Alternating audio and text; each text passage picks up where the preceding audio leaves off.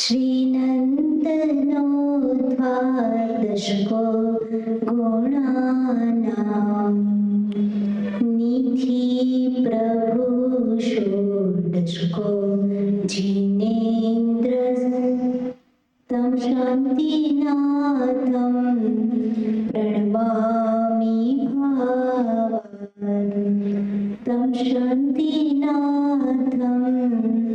प्रणमामि भवेदान्। जय बोले देवादिदेव श्री गजानन शांतिनाथ परम पूज्य आचार्य भगवंत गणाचार्य आचार्य भगवान श्री रविशरण मुनि महाराज जी की, परम पूज्य घनाचार्य गुरुदेव श्री विराग सागर जी महाराज जी की, परम पूज्य भट्टाचार्य चर्या शिरोमणि श्री विशुद्ध सागर जी महाराज जी की, द्वादशम जिनवाणी माता की।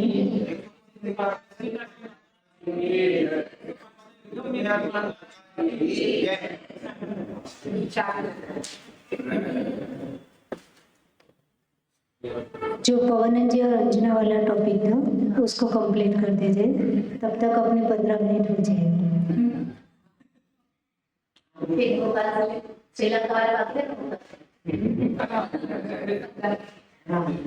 तो पवन जी का अपना टॉपिक ऐसा चल रहा था कि पवन जी को डाउट हुआ था कि अंजना मेरे से ज़्यादा किसी और को चाहती है, जबकि अंजना नॉर्मल किसी ने दूसरे राजा की तस्वीर दिखाई थी तो वो कुछ बोल रही थी, यानी वो उसने कुछ कमेंट किया था उसकी सहेलियों के साथ, और ये सीन पवन जी थे, उसने दूर से देख लिया था।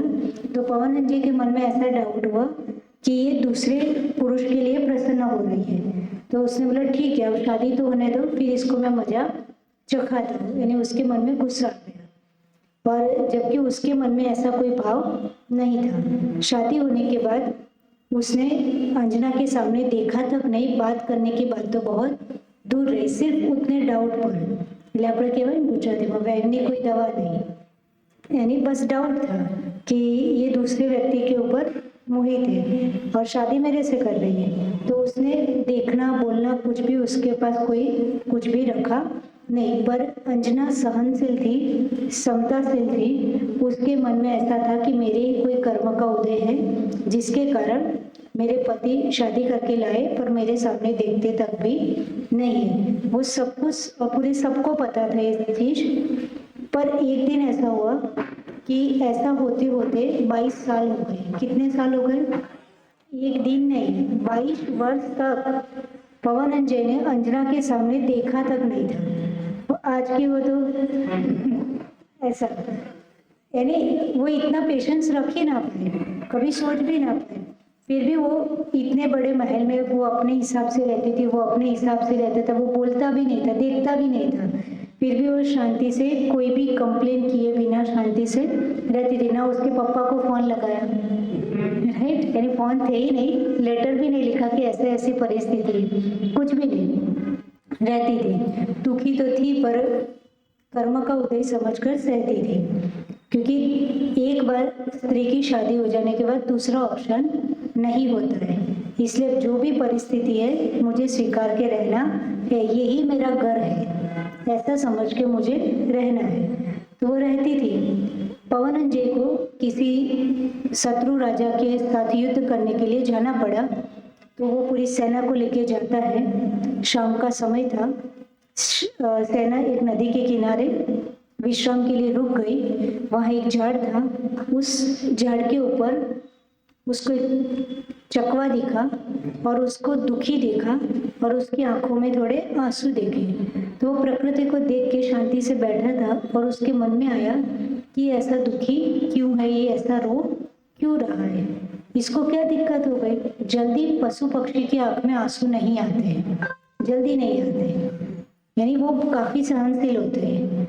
देखो अभी तक अपन ने कभी सुना कि गधा कोई पटरी के नीचे आके, रेल की पटरी के नीचे आ गया, यानी उसने पटरी के नीचे आके सुसाइड किया, कभी सुना? नहीं सुना। सुना क्या? नहीं सुना, नहीं तो हिम्मतनगर में होती हुआ, राइट। तो ऐसा नहीं होता है, यानी जबकि कुम्हार मुझे जब देखो तब इतना काम कराता है, मेरी ताकत से भी ज़्यादा मेरे पर लोड करता है, ये वो कितने कष्ट है उनके पास। मनुष्य के कंपैरिजन में तिर्यंच गति के दुख कितने हैं, पर फिर भी कभी तिर्यंच उस साइड सुसाइड की ओर कदम नहीं बढ़ते, कभी भी आज तक के इतिहास में कुछ भी नहीं। कभी गधे को देखा ऐसा नहीं देखा है ना, कभी ऐसा देखा कोई कुत्ता है उसने जहर पी लिया, कभी ऐसा सुना हमने कि कुत्ते ने जहर पी लिया? नहीं पीता, वो स्मेल से समझता है, भले उसको मर जाएगा, भूख के मारे मर जाएगा, उसको खाने नहीं मिलेगा तो मर जाएगा। हाँ, तो मैं वही बोली ना, स्मेल के कारण उसको सब कुछ पता है। तो इंसान को तो पता ही, वो तो दुकान से लाता है जहर और फिर खाता है। ऐसा ही होता है ना, जब उससे सहन नहीं होता तो जहर पॉइजन लाके वो खाता है, और वो गलती से भी नहीं खाता, चाहे कितनी भी उसको कष्ट, पूरा उसकी कोई ट्रीटमेंट करवा रहा है नहीं करवा रहा है, पूरी बॉडी एक्सीडेंट में कुछ भी हो गया है, सड़ रही है, गल रही है, पैर किसी ने मार दिया, कुछ भी हुआ, पर कभी भी कोई पशु पक्षी ऐसे कदम नहीं उठाते। कौन उठाता है? इंसान उठाता है। कभी पेड़ पौधे ने किया ऐसा?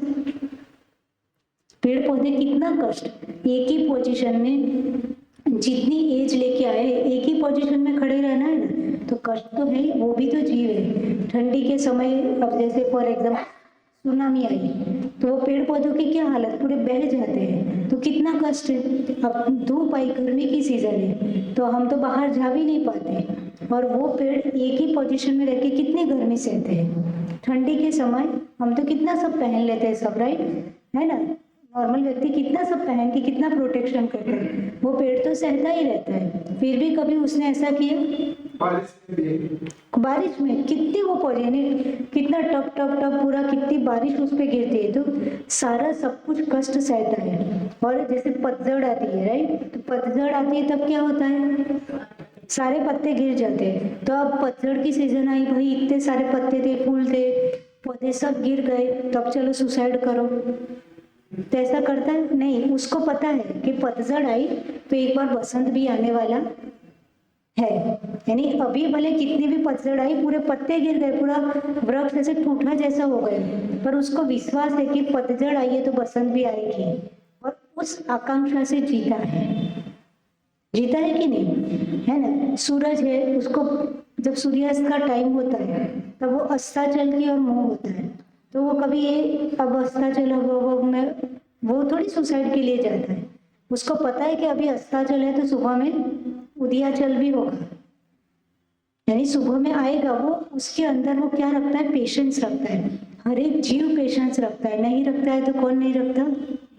जो सबसे पावरफुल है वो तो बेचारे एक इंद्रिय जीव है, पेड़ पौधे, है ना, और पंचेंद्रिय तिर्यंच भी है, तो उनका तो कोई सहारा भी नहीं है, और इंसान के पास तो सब कुछ है, फिर भी वो पेशेंस खोता है और क्या कर लेता है? सुसाइड की ओर कदम करता है। पर अंजना ऐसी नहीं थी, 22 साल बीत गए तो भी उसने अपनी पेशेंस को खोया नहीं, ना कोई कोर्ट में ब्लेम किया, राइट, ना कोई कोर्ट में केस किया, इवन अपने पीयर में भी उसने कोई इंफॉर्मेशन नहीं दी, जो है सब मेरा है। जब वो पवन वो चकवा को देखता है, उसके आंख में आंसू थे, वो अपने मित्र को पूछता है कि ये क्यों दुखी हो रहा होगा, क्योंकि पशु पक्षी की आंखों में आंसू आना है लास्ट कंडीशन, वो जल्दी रोते नहीं।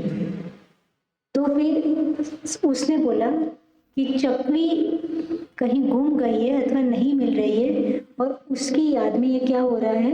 बेचैन हो रहा है, और उसके कारण ये दुखी है, और वो उसकी आंखों में आंसू है। तो वो शौक हो जाता है पवन अंजय कि एक तिर्यंच गति का जीव पक्षी जिसको चकवी नहीं है, उसकी याद में वो आंसू बहा रहा है, और मैं एक राजा होके एक रानी के साथ 22 साल तक उससे आंख मिला के भी बात की नहीं है, कभी देखा तक नहीं है, तो उसकी क्या हालत होती होगी, यानी उसने कैसे दिन निकाले होगा। एक पक्षी में इतनी करुणा, दया, प्रेम, वात्सल्य है, और मैंने इंसान होके कितनी किसी के साथ क्रूरता की। तो उसने बोला, वहां उसका वो चकवा उसके लिए निमित्त बना, उसके परिणाम चेंज हो गए, और बाद में कोई दम था ही नहीं, यानी बात ही नहीं थी, राइट, वो तो डाउट था, और उसको बहुत दुख हुआ। और उसी समय बोलता है कि युद्ध तो कल सुबह में है, मैं यहाँ से ही वापस राजमहल जाता हूँ और अंजना से मिलके आता हूँ।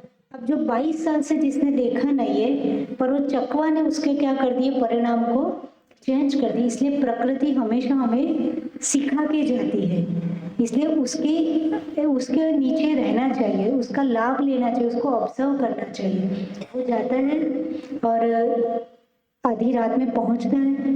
अंजना भी शॉक हो जाती कि ये तो कोई बात ही नहीं है।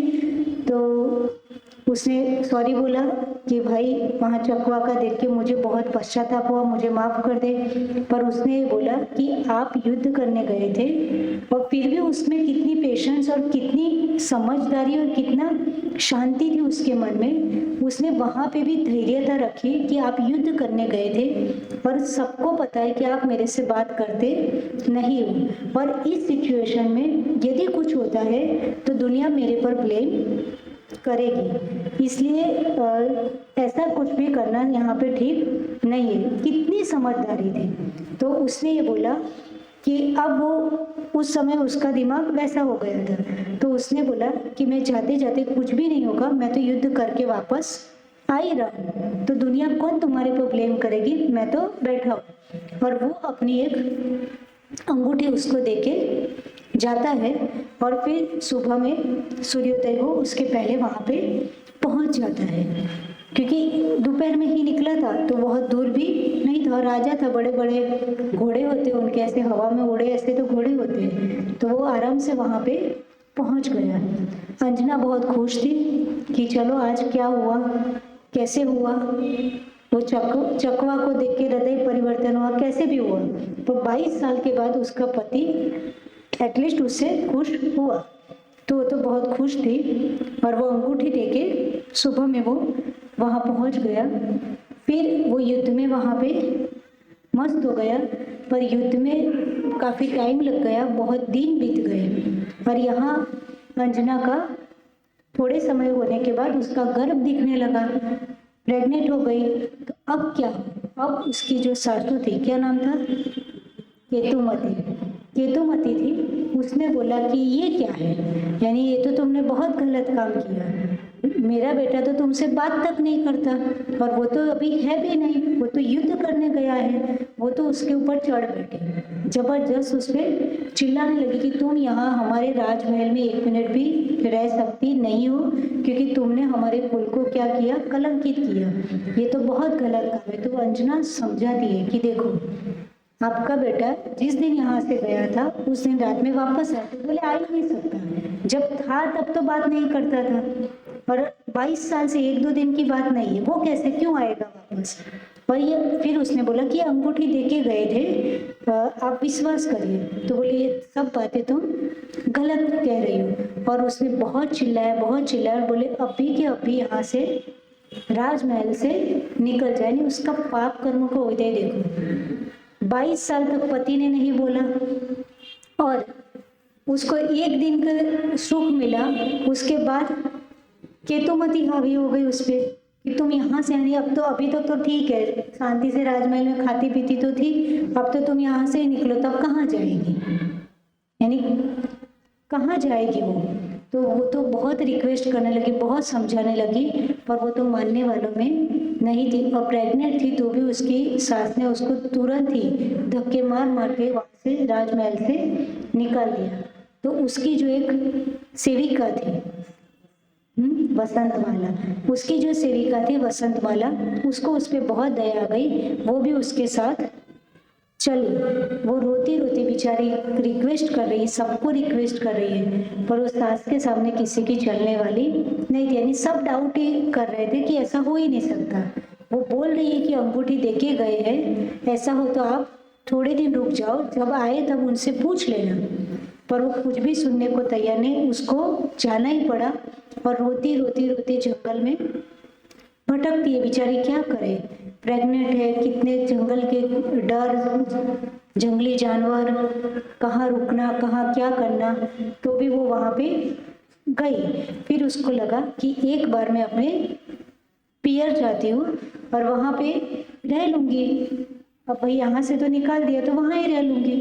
तो वो वहाँ जाती है, राजमहल के बाहर उसको देख के वहाँ के सेवक खुश हो जाते हैं और वो अंदर जाके उसके पापा और उसका भाई दोनों बैठे हुए थे, उनको इन्फॉर्म किया कि अपने को इन्फॉर्म किए बिना अंजना आई है। तो उसके पापा ने बोला कि रुको रुको रुको, बहुत अच्छे से अपन स्वागत करेंगे कि भाई बेटी कितने सालों बाद घर आई है, तो राजा था तो बेटी का स्वागत तो अच्छे से करेंगे और अच्छे से उनको अंदर बढ़िया प्रवेश स्वागत के साथ करा। इतना ही बोल रहा था और जो मंत्री उसको यानी जो दूत अंदर इन्फॉर्म करने आया था कि अंजना आई है, उसका चेहरा थोड़ा राजा को ऐसा लगा कि उसको बात अच्छी नहीं लगी, जिसको उन्होंने ऑर्डर दिया था कि तुम पूरे नगरी को सजाओ, बहुत अच्छे से उसका वेलकम करो। तो बोले तुम्हें क्या हुआ, बेटी इतने सालों के बाद घर आई है। वो कुछ बोल नहीं पाया पर उसका चेहरा ने बता दिया। तो उसने बोला राजा माफ करना, पर अंजना के बारे में ऐसी बात चल रही है।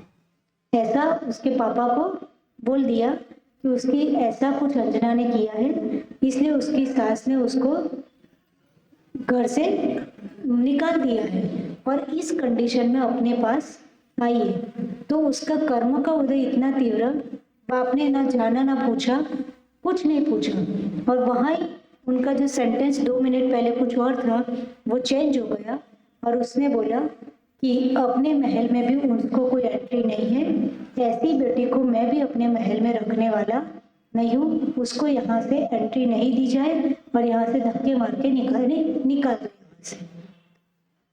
जो खुशी के साथ अंजना वहाँ पे यानी दुख के साथ ही आई थी, पर उसको ये मन में आस थी कि मेरे पापा मुझे रख लेंगे और ऐसी सिचुएशन में मेरी हेल्प करेंगे अथवा मेरी सासू को भी शायद समझा देंगे और कुछ तो होगा। थोड़े दिन तक जब तक पवन अंजय नहीं आते तब तक यहाँ रह लूंगी, फिर वो सासू को बोल देंगे तो मेरी प्रॉब्लम सॉल्व हो जाएगी। पर जो दूत ने बीच में कहानी फेर दी और राजा कच्चे कान का हो तो काम ऐसा ही होता है, यानी घर का बड़ा हो अथवा कहीं का भी बड़ा व्यक्ति हो, यदि वो कान का कच्चा हो तो पूरा मैनेजमेंट क्या हो जाता है, खराब हो जाता है। दुनिया कितने भी आपके कान भर के जाए पर आपके पास विवेक चतुराई बुद्धि होनी चाहिए कोई भी डिसीजन लेने के पहले। इसने अपनी बुद्धि से थोड़ा भी काम नहीं किया, उसने अपनी बेटी पे ही डाउट कर दिया। सपोज उसने गलत काम भी किया है तो एक बार पूछ तो लेता, पर उसने पूछा ही नहीं। भाई इतना गलत काम किया है, उसकी कोई एंट्री नहीं है। तो पहले ऐसे स्ट्रांगनेस थी कि भाई तुम्हारा घर वही है, तुम्हें वहां ही रहना है किसी सिचुएशन में, और ऐसा काम करके आओ तो इधर भी एंट्री नहीं है। वो उसको दूत बोल देता है कि राजा ने आपको अंदर आने से मना कर दिया है, आपने गलत काम किया है, तो इस सिचुएशन में आप अंदर आ सकती नहीं हो, तो आप जाओ। वो कहाँ जाए, वहां से निकली तो उसको एक आस थी कि यहाँ रह लूंगी, पर वो अब कहाँ जाए। तो वो तो उसकी सखी और दोनों वो इतना रोती है क्योंकि राजकुमारी उसने कभी ये सिचुएशन देखी ही नहीं है कि क्या जंगल, क्या जानवर, कहाँ रहना, कैसे रहना। यहाँ पे भी पापा राजकुमार यानी राजा थे, वहां पे भी ठीक है पवन अंजय नहीं बोलता था, पर बाकी कोई दिक्कत नहीं थी। अब वो जाती है रोती बहुत आगे बढ़ती है। अब उसको कुछ नहीं समझ में आ रहा है। एक मुनि महाराज उसको समय बीतने पर गुफा में ध्यान करते हुए मिले और वो गुफा में ध्यान कर रहे थे मुनि महाराज। तो उसने प्रणाम किया, नमस्ते किया और उसने मन में सोचा कि मैं पूछ लेती हूँ कि मेरी ऐसी दशा क्यों हुई है और मैं क्या करूँ। तो उसने मुनि महाराज को नमस्कार करा और फिर सविनय उसने पूछा कि मैंने ऐसा क्या किया है जिसके कारण मैंने इस भाव में कोई भी गलती नहीं की, ना मैंने पवन जी के साथ कुछ गलत किया तो भी 22 साल तक पति ने मेरे से सामने देखा तक नहीं, ना मैंने कोई गलत काम किया है तो भी उसने पूरी स्टोरी सुनाई महाराज जी को, तो भी मेरी सास ने मेरे को घर से निकाल दिया, तो मुझे मेरे कौन से कर्म का फल मिल रहा है। तो मुनि महाराज ने बोला कि तुमने पूर्व भाव में क्या किया था, पूर्व भाव में मूर्ति को क्या कर दिया, नहीं नहीं, हाँ, यानी ऐसा था कि पूर्व भाव में उसके घर में, यानी जो उसकी जेठानी और देरानी जो दो थे, तो उसमें ये बहुत धार्मिक इतनी नहीं थी, और जो दूसरी थी उसकी जेठानी, क्या नाम है, स्वतन के बोलते, हाँ, यानी दो भाई, पर उस जमाने में ऐसे स्वतन जैसे बहुत नहीं होता था वहां, तो उस समय तो राजाओं को अनेक रानियां होती थी, पर इसको बहुत जेलसी थी, यानी उससे बहुत जेलसी थी, जो दूसरी रानी थी उससे, तो अब जेलसी थी। अब वो जिनेंद्र भगवान की बहुत बड़ी भक्त थी जो दूसरी रानी थी, और ये भी थी, पर वो ज्यादा करती थी और उससे वो हमेशा जेलसी करती थी। तो उसने ये सोचा कि मैं ऐसा कुछ करूं जिसके कारण इसकी वैल्यू थोड़ी डाउन हो जाए और मेरा अच्छा हो जाए। उस चक्कर में उसने क्या किया कि जब वो नहीं थी तब वो जो गृह चैत्यालय था, महल में जो चैत्यालय था, उसकी प्रतिमा उसने उठाई और महल के पीछे उसको क्या कर दिया, छुपा दी थी, यानी उसने ऑर्डर कर दिया कि इसको फेंक दो। ऐसा पद्म पुराण में कुछ नहीं आता कि 22 मिनट तक छिपाई थी, ये तो सबने 22 वर्ष तो 22 मिनट ऐसे अपने मन से कर दिया, राइट। पर कई सारी चीजें बहुत सारी चेंज हो जाती है, पर वहां ऐसा कुछ नहीं लिखा कि 22 मिनट तक छिपाई, ना कुआं आता है, लोगों ने कुआं भी बना दिया, उसमें फिकवा दी और 22 मिनट भी बना दी, तो ना कुआं है ना 22 मिनट है। वो तो उसने वहां पीछे, जैसे महल है तो महल के पीछे उसको ऑर्डर किया सिपाहियों की, इसको यहाँ रख दो, फेंक दो, तो वहां कौन देखने वाला है, महल के पीछे नॉर्मल लोग कौन देखता है। ये ऐसा किया था और उस पाप कर्म का उदय है। हाँ, फिर इन बिटवीन क्या हुआ कि एक कारिका माता जी उनके वहां आहार के लिए आई, तो आहार के लिए वहां से पीछे के रास्ते से वो आरिका माता जी आई, तो वो जो थी वो बहुत मूर्ति जो वहां ही थी, और आरिका माता जी का ऐसा आना हुआ और मूर्ति वहां थी, तो आरिका माता जी ने समझा कि तुमने इसको क्या किया जिनेंद्र भगवान की प्रतिमा को। उन्होंने वो देख लिया तो उसको बहुत समझाया, पर अभिमानवश वो मानी नहीं थी। पश्चाताप हुआ, थोड़ी देर तक उसको खराब भी लगा, पर उसने बाद में आरिका माता जी ने उसको समझाया और उसने अंदर भी वापस विराजमान कर दी। पर उस समय उसने जो जेलसी के कारण मूर्ति को बाहर रखवा दिया था सिपाहियों के द्वारा, उस पाप कर्म का फल था कि उसको जब देखो तब क्या, क्योंकि प्रतिमा यानी जिनेंद्र भगवान की प्रतिमा थी, राइट, कितना बड़ा पाप लगता है। और उसके परिणाम स्वरूप 22 साल तक पवन अंजय उससे बात नहीं की, और कर्म का उदय अभी भी पूरा नहीं हुआ, आगे फिर भी चलता रहा, और ये मुनि महाराज ने उसको अच्छे से समझाया। समय बीतता गया, मुनि महाराज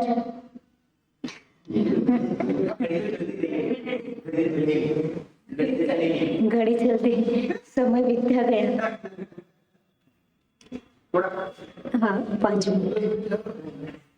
तो फिर मुनि महाराज का तो वहां से, इसका तो अब इधर उधर जाना ही था। उसके बाद कोई इंसिडेंटली टाइम होता गया, 9 महीने पूरे हुए, इसने जन्म दिया एक बालक को। कौन मिले? प्रतीश कब मिले? जंगल में हाथी पकड़ने। ये सीन देख लेते। उसके मामा मिले, प्रति सूर्य नाम, जंगल में वो एक हाथी पकड़ने के लिए आए थे। उसके मामा प्रति सूर्य मामा वो जंगल में हाथी पकड़ने के लिए आए थे। अब देखो, पुण्य का उदय आता है तो निमित्त मिलते हैं। अभी तक उसके मामा को अक्ल नहीं थी, यानी ऐसे जैसे पता ही नहीं था, यानी पहले इतना सब नहीं होता था। पुण्य का उदय आता है तो कहीं कहीं से व्यक्ति मिलते हैं, और पाप कर्म का उदय आता है तो घर के पापा भी उसमें हेल्प नहीं करते। हाँ, तो फिर उसको ऐसा ही हाँ, यानी होता है ऐसा, यही संसार है, उसमें कोई खराब कोई अच्छी वाली बात नहीं है, वो सब कर्मों का खेल है। तुम मानते नहीं है कर्मों का खेल है, पर उस समय हम इतनी पेशेंस रख के उसको एक्सेप्ट नहीं कर पाते। उस समय हम अपना टाइम ब्लेमिंग में लगा देते, यानी दूसरे पे ब्लेम करते, निमित्तों को ब्लेम करते कि इनके कारण ऐसा हुआ।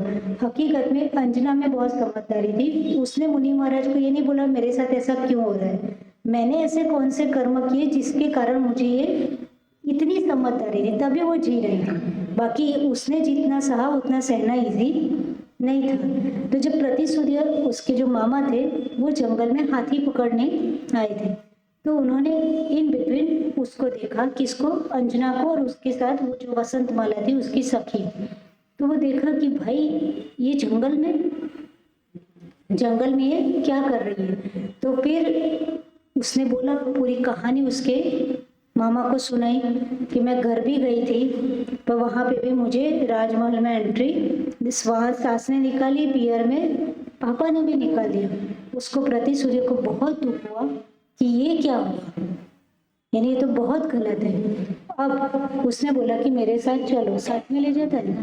अब तो सीधा ऑप्शन है कि भाई मामा है तो अब उसको लेके ही जाएगी इस सिचुएशन में। तो उसने बोला मेरे साथ चलो, और वो उसको लेके, उनके साथ विद्याधर थे, तो विमान में लेके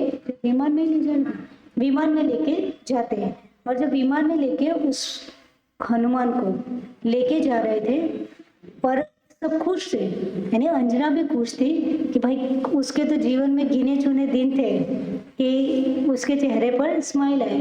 तो उस दिन तो ऐसा था कि चलो भाई अब तो कोई मिल गया कि जहाँ पे मुझे मामा के घर रुकने मिलेगा, जंगल में इतने कष्ट तो नहीं सहने पड़ेंगे। तो उनकी रानियां थी,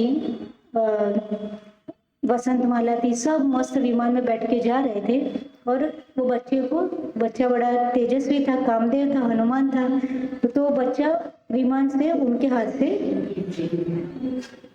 छूट गया। अब क्या हालत, यानी व्यक्ति के कर्म का उदय देखो, वहां थोड़ा कुछ अच्छा होता है तुरंत दूसरा स्टार्ट हो जाता है। तो बच्चा छूट गया। अब सब डर गए, भाई विमान है तो अब ऐसे थोड़ी कि बच्चा जितनी स्पीड से नीचे आएगा उतना विमान भी आ जाएगा फटाक से नीचे। अब बच्चा गिर गया और नीचे एक शिला थी, अब वो शिला पे गिरा। तो अब सबको गया कि ये बालक कितनी मुश्किल से तो जंगल में उसका जन्म हुआ और इतनी मुश्किल से कष्ट उठाए, और जन्म के साथ भी ये सीन देखना पड़ा। वो सुंदर बालक जैसे ही शिला पर गिरा तो सबने देखा कि वो तो खिलखिला रहा है मस्त, और शिला के चकनाचूर हो गए, यानी शिला पूरी क्या हो गई, टूट गई।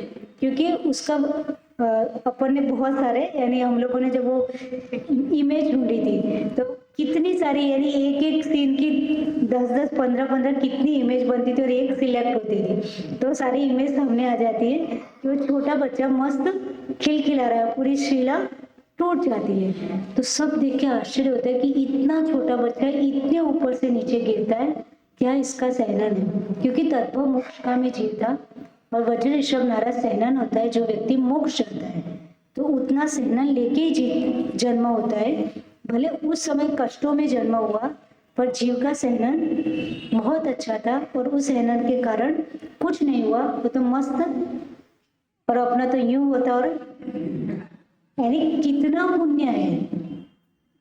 पुण्य होता है कि जीव ऊपर से गिरा तो भी शिला टूट गई और उसको कुछ नहीं हुआ, सब बहुत कुछ शांति मिली कि भाई ठीक है बच्चा सुरक्षित है। और उसका नाम हनुमान था, और हनुमान आगे जाके श्री राम को क्या करता है, हेल्प करता है। फिर श्रीशैल नाम पड़ा था उसका, पहले श्री शैल यानी पत्थर, और पत्थर पे पड़ा तो भी पत्थर टूट गया, तो उसका नाम क्या पड़ गया, श्री शैल। फिर आगे जाते जाते हनुमान नाम पड़ गया। पवनंजय उधर से युद्ध करके कहाँ आता है, अपने घर है। हाँ, पवनंजय युद्ध करके अपने घर आता है। तो वो तो आते ही अंजना, क्योंकि बहुत सालों का वियोग था, तो अंजना पूछ रहा है, तो उसको तो दिखी नहीं पूरे राजमहल में। तो उसने दासियों से पूछा कि अंजना कहाँ है, तो सब ऐसे नीचे देखने लगी क्या बोलेंगी, और सबको आश्चर्य भी हुआ कि ये कैसे अंजना कर रहा है, यानी सबको जो इतने सालों से नहीं बोला था ये आते ही क्या अंजना कर रहा है, आज तक तो नाम नहीं लिया। फिर उसने अपनी माँ से पूछा कि अंजना कहाँ है, तो उसकी माँ को भी बड़ा आश्चर्य हुआ कि ये कैसे अंजना को पूछ रहा है। तो उसने बोला कि वो तो इधर नहीं है। तो बोले कहाँ गई? तो सब स्टोरी उसको पता चली। तो उसको बहुत दुख हुआ, उसने गुस्सा भी किया कि मैं अंगूठी देके गया था और मैं आया था, उसने कुछ भी गलत नहीं बोला। फिर वो ढूंढते ढूंढते प्रतिश्रुति ससुराल जाता है, यानी ससुराल यानी अंजना के पियर, वहाँ जाता है। तो पता चला अंजना वहाँ पे भी नहीं है। और बाद में कैसे मिलता? विद्याधर से मीटिंग। सब वो विद्याधर था, यानी सब जगह पूछता रहता है कि प्रतिसूर्य बोल रहे हैं।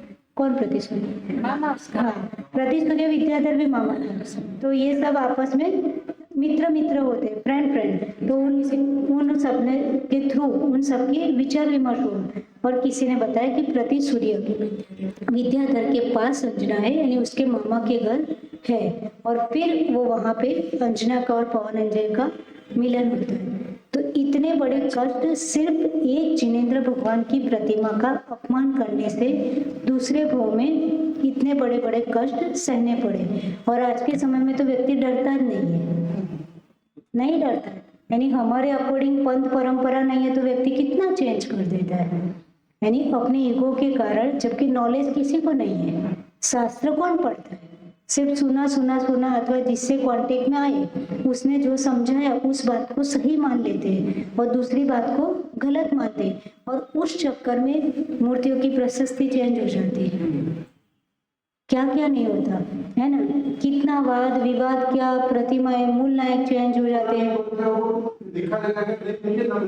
वही तो, वो प्रशस्ति चेंज हो, शॉर्ट में मैंने बोल दिया, प्रशस्ति चेंज हो जाती है। तो व्यक्ति को कोई डर ही नहीं है, सिर्फ अपना नाम कि भाई फॉर एग्जाम्पल ये तेरापंथी मंदिर है, राइट। अब अभी तेरापंथी मंदिर है कोई मंदिर, अब उसके जो मूल नायक है उसका जिसने पंच कल्याण कराया है, यदि वो आचार्य 20पंथी आचार्य है तो व्यक्ति या तो मूल नायक चेंज करता है अभिमान में, या फिर प्रशस्ति चेंज कर लेता है। यानी इतना सब होता है, सिर्फ क्यों करना? ऑब्वियस बात है भाई, जिसने करा है वही तो रखेगी। अब तुम्हें ऐसा लगता है कि हमारा यानी कोई भी चीज है, मंदिरों भी ऐसा नहीं होता कि अभी ये 13 मंदिर तो पहले 13पंथी था, राइट। पहले 20पंथी भी हो सकता है, तब जो आचार्य ने पंच कल्याण करा है वो 20पंथी भी हो सकते हैं। और ऐसा 13पंथी में 22 वर्ष भी होता है, राइट। अपन किसी को नहीं बोल रहे ना 13पंथ ना 20पंथ, यानी गलत इंटेंस ना जाए, पर बता रहे हैं कि तो अब बाद में वो मंदिर के अनुयायी जिसके भी कांटेक्ट में आए कोई पर्टिकुलर एक पंथ को फॉलो करने लग गए। अब क्या हुआ भाई, इसमें तो पंच कल्याण में वो फलाने आचार्य वो उस पंथ के हैं तो नहीं चलेगा। अब वो जिसके इन्फ्लुएंस में जी रहे हैं, चाहे कोई पंडित चाहे कोई साधु, भाई चेंज करो, या तो આ મૂળ નાયક ના આવે મંદિરમાં બીજા આવે, એટલે બધું જ છે। એટલે કેટલું પાપ લાગે ને, કઈ એમાં શું થઈ ગયું કે તમારી પંથ પરંપરા આગળ આવી, એટલે ત્યાંના લોકો એવા કટ્ટર જ બની રહે કે પછી બીજું વિચારી જ ના શકે, એટલા માટે આવું બધું થાય। તો આ શું કહેવાય, એટલે આ ઇન્સિડન્ટ हमको सिखाता है कि इतना दुराग्रह कोई भी चीज़ का नहीं होना चाहिए। शास्त्र आराम से पढ़ने चाहिए और समझ में आए तो ठीक, ना समझ में आए तो ठीक, पर ये सब करके हम कहाँ जाएंगे? और फिर भी उनके पास अच्छा पुण्य था, इतना पुण्य तो है भी नहीं, और इतना पुण्य होने के बाद थोड़ी जेलस है, उसको भगवान से कुछ नहीं था, उसने जेलस में मूर्ति बाहर पिकवा दी थी, रखवा दी थी, राइट। और माता जी के कहने पर वो तुरंत वापस भी विराजमान कर दी थी, पर वो थोड़े समय का उसके अंदर जो खराब परिणाम आए उसका ही आउटपुट था। और यहाँ तो पूरा मंदिर चेंज, प्रशस्ति चेंज, मूर्ति चेंज, मूल नायक चेंज, यानी कुछ भी नहीं रहा। इसी का नाम है पंचमकार।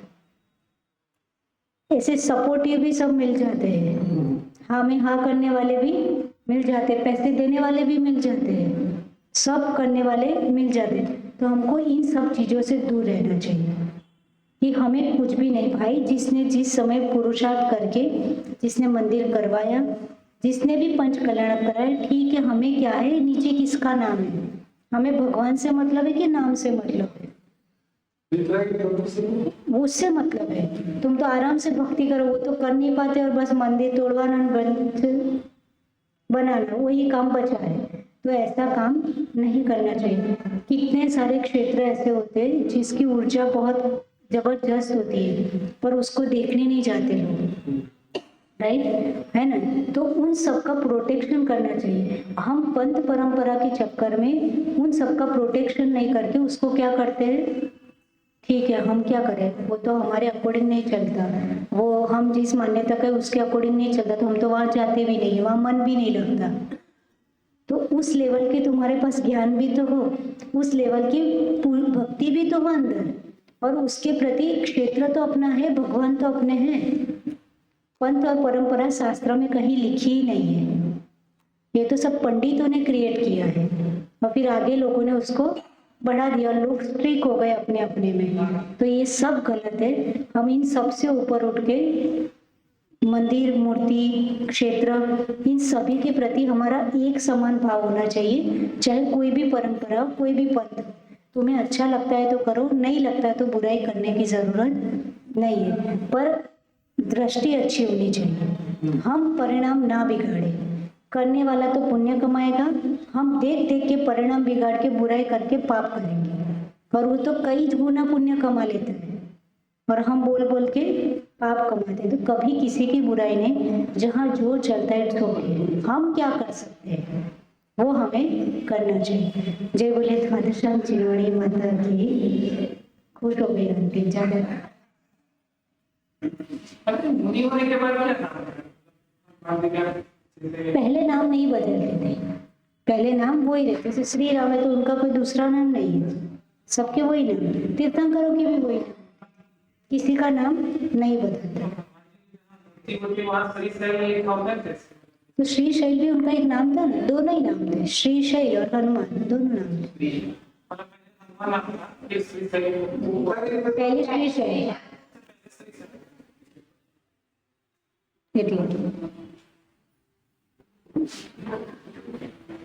चवण के ज्ञान से तुझे लोकालो मस्तक नमो सुरते मोधो जिनवाणी भारती तो जपो नरने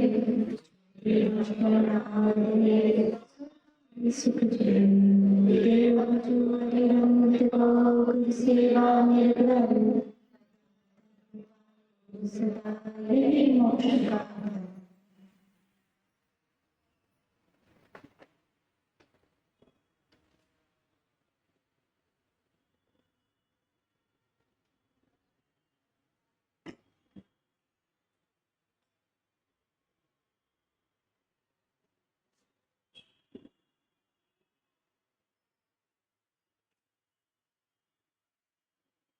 जय बोले खाटूश्याम चिरवाड़ी माता की।